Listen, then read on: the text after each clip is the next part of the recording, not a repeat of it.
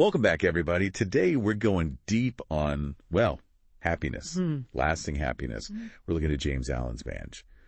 All these things added. Oh, good choice. And he has some interesting thoughts, I think, especially for our modern world. Absolutely. Timeless wisdom, really. He talks about this idea of like the kingdom of heaven, but not, right. up there. And not the pearly gates. Yeah, it's like an inner state. Exactly. It's about finding that peace and contentment within, no matter what's happening around you. Well, one thing that really struck me is he suggests that the harder we try to find happiness out there in like achievements and possessions, the more we actually push it away. It's a paradox, isn't it? It is. But it's like the more we chase after those external things, the more we feed this sense of lack, this feeling that we're never enough. It's like we're looking in the wrong place. In a way, yeah. Alan's argument is that true happiness isn't something we acquire. Okay. It's something we cultivate internally. He actually calls this, I think it's the root of the problem. Yeah. Selfishness. Right, and that word can be a bit misleading. Yeah. Because he's not just talking about being greedy or inconsiderate. It's more about this deep-seated tendency to put ourselves at the center of everything. That ego. Exactly. It's that constant need to protect and preserve our own little ego, even at the expense of others. And so he's saying that this selfishness is like the engine driving all this competition and the conflicts we see. Absolutely. From, those little arguments we have with our families all Right. the way up to, wars between nations. It's all rooted in that same basic impulse. It's kind of bleak. Well, it can seem that way. Yeah. But the good news is that Alan also offers a way out. He doesn't just diagnose the problem. Yeah. He provides a path to healing, to transforming that selfishness into something more, more loving and harmonious. Okay, so I'm curious about that. Yeah. How do we actually go about, changing this fundamental part of ourselves? It's not easy. Yeah. Alan talks about what he calls the 3 gateways of surrender. Okay. Sounds intense. It can be, Yeah. but it's also incredibly liberating. I want to hear about these gateways. All right, well, the first one is the surrender of desire. Surrender, desire. It's about recognizing that a lot of our desires, those cravings for more stuff, more recognition, they're often coming from that place of selfishness, that feeling of never having enough. So we got to let go of wanting all that stuff. Not necessarily let go completely. It's more about becoming aware of those desires, Right. examining them, asking ourselves, is this desire coming from a place of genuine need, or is it just my ego wanting more? So it's about becoming more mindful, more conscious of what we're actually chasing after. Exactly. And that awareness is the first step to breaking free from that cycle of wanting and striving that never really brings lasting satisfaction. So we start to see through those desires, and then that leads us to the next gateway. Exactly. And that second gateway is the surrender of opinion. Ooh, that one's probably even harder. It can be. You see, we all have opinions about everything. Okay. But Alan's point is that clinging too tightly to those opinions, Especially if we're wrong. well, yes, but even when we're right, needing to be right all the time, it can create a lot of conflict and suffering. Oh, I know some people like that. We all know people like that. But the truth is, most of us do it to some extent. And the surrender of opinion is about loosening that grip, recognizing that our opinions are just thoughts, perspectives. Not absolute truths. Exactly. And when we can let go of that need to be right all the time, Okay. it opens us up to new possibilities, new ways of seeing things.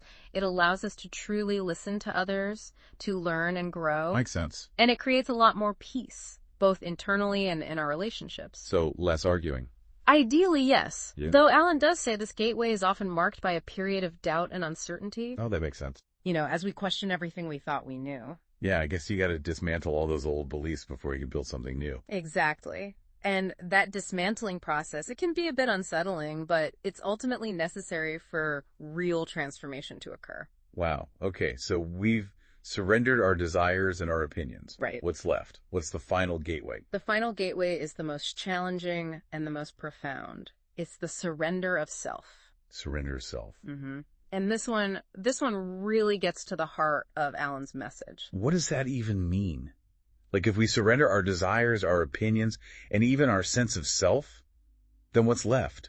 Who are we even? That's the paradox, isn't it?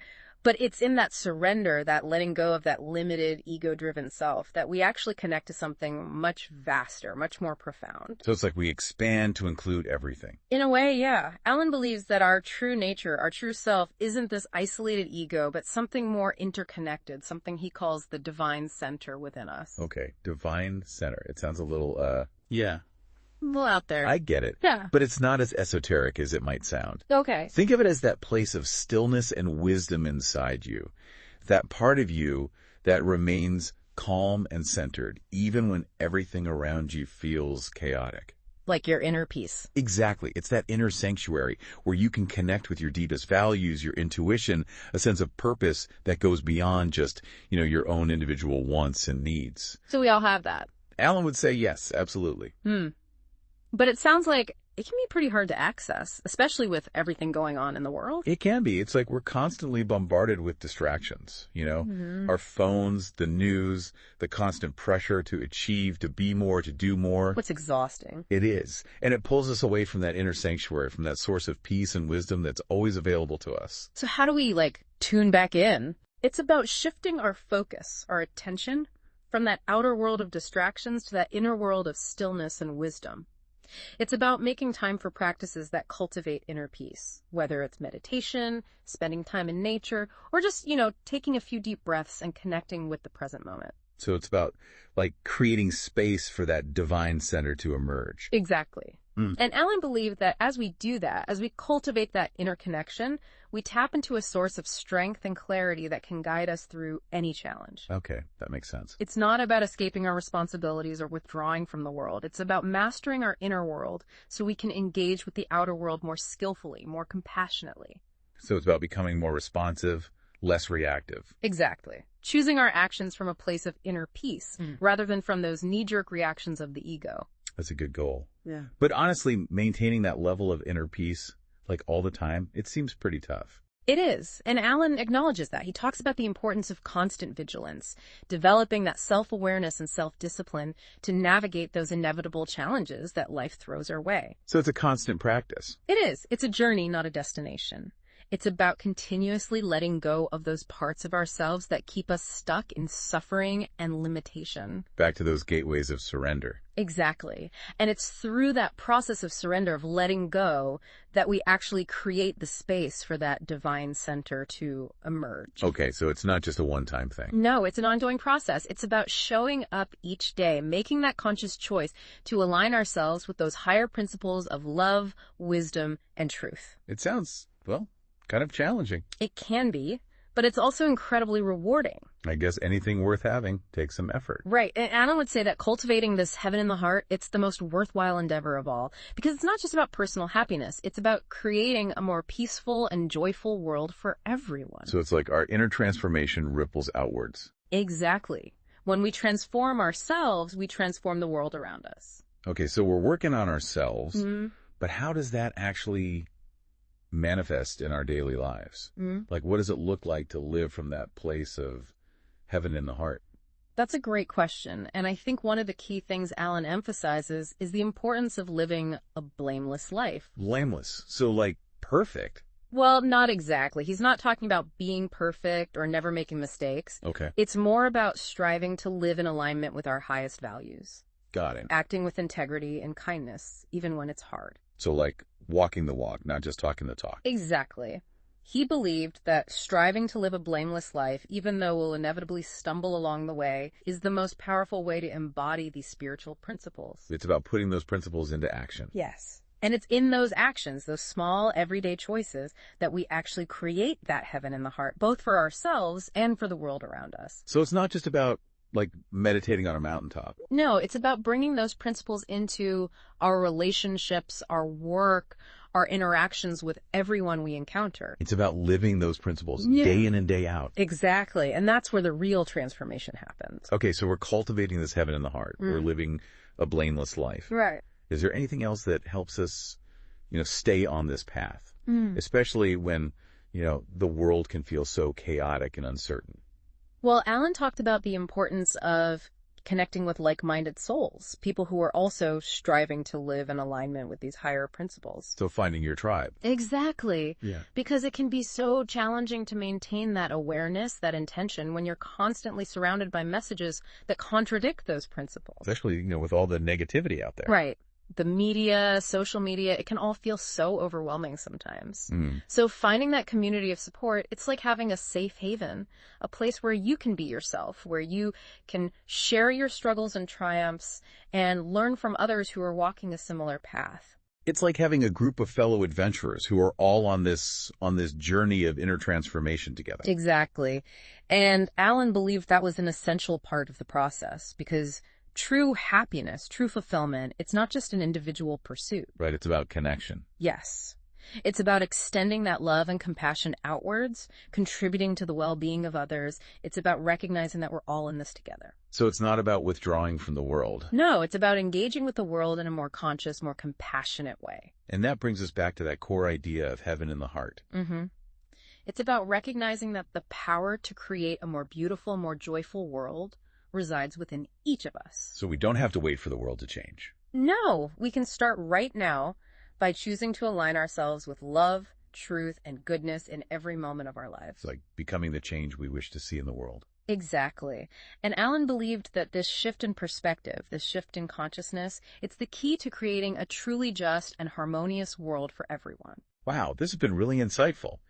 Alan's ideas, they're both profound and practical. Absolutely. They give us a real roadmap for creating a more peaceful and joyful world, starting with ourselves. What strikes me about his work is that it's not about achieving some future state of enlightenment, some far-off goal.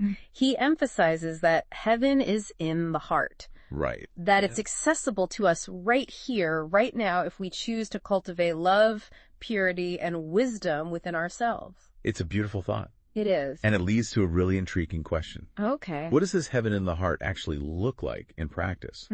How do we each create more of that heaven in our own lives, especially when, the world around us often feels like anything but heavenly? It's a good question, right? Like, how do we actually live that heaven in the heart, especially when, life gets messy? Oh, yeah. Alan doesn't shy away from that at all. Okay, good. It's not about pretending things are perfect. Right. It's more about, building that inner strength that lets you face the tough stuff without losing your center. Okay, so it's not about escaping those things. Not at all. It's more about, how we react to them. Exactly. Remember the surrender of desire. Instead of always wishing things were different. Like wishing you had a different job. Right, or more money, or whatever it is, you look at, why are you really unhappy? Okay, so examine the desire. Yeah. Is it the job itself? Or is it you're so attached to a certain outcome that you're making yourself miserable? Yeah, sometimes just realizing that can make a huge difference. Just changing how you're thinking about it. That's powerful. But it's not like you flip a switch and you're done, right? Yeah, I figured. Alan talks a lot about vigilance. Like staying aware. Yeah, you got to constantly be checking in with yourself. To catch yourself when you're slipping back into old habits. Exactly. So we'll work on that desire part. What about, what was it? Surrender of opinion. Ooh, that one. Yeah. It's tricky. Think about how often we get stuck arguing about stuff. Oh, all the time. Right. Online with your family, Alan's saying, are you really listening to the other person? Or are you just planning your next point? Yeah. Just waiting to jump in. Right. That need to be right. It pulls you right out of that peaceful center. It takes so much energy too. Oh, it does. I was arguing with my partner the other day about something totally dumb. Oh, we've all been there. Right. And in the middle of it, I suddenly thought, wait, why am I even upset about this? It's I was so focused on winning the argument that I forgot what we were even arguing about. That's so relatable. I think we all do that. Yeah. And those moments where you catch yourself, that's a glimpse of heaven in the heart right there. It's that space where you step back from the ego. And just see things a little more clearly. Exactly. Okay, so less attached to stuff, less attached to being right. Right. Surrender of self, though. That one still kind of freaks me out. I get it. It's the biggest leap. Yeah. But think about it this way. Alan uses this image of a wave in the ocean. Okay. The wave, it looks like a separate thing. Right. But it's really just part of the water. Yeah, it can't exist without the ocean. Exactly. And he's saying, we're kind of like that. We're all connected. Yeah, not separate selves, but part of something much bigger. So instead of feeling isolated, you start to sense that connection. It changes how you see the world. Like, imagine waking up and you're just grateful. Just grateful to be alive. Yeah. Or somebody cuts you off in traffic and you feel, a little flicker of compassion for them. Instead of road rage. Right. Those are little tastes of heaven in the heart. It's like choosing to see things through love instead of fear or judgment. Yeah, and it doesn't mean you let people walk all over you. Right. It's more about how you respond to things. Like with more wisdom. Exactly. Alan believed this shift, it makes you so much stronger. Not weaker. Not at all. It's like, instead of being tossed around by every little thing, you're more solid. Yeah, like you're the ocean itself. I like that. Able to handle whatever comes your way. So heaven in the heart, it's about bringing that peace and love into like everything we do. Exactly. Your work, your relationships, how you treat yourself. It sounds like a pretty amazing way to live. It is. And it all starts with these small choices, right? Yeah. Choosing kindness over judgment. Patience over anger. Remembering that connection. That's the key. It's a journey, not a destination. Exactly. Well, I think that's a good place to wrap up, don't you? I think so. We've covered a lot today. We have. But it's all really about that one question, isn't it? Heaven in the heart. Yeah. What does that look like for you? How do you create it? It's a question worth pondering. It is. So think about that, everybody. And we'll see you next time for another deep dive. Bye, everyone.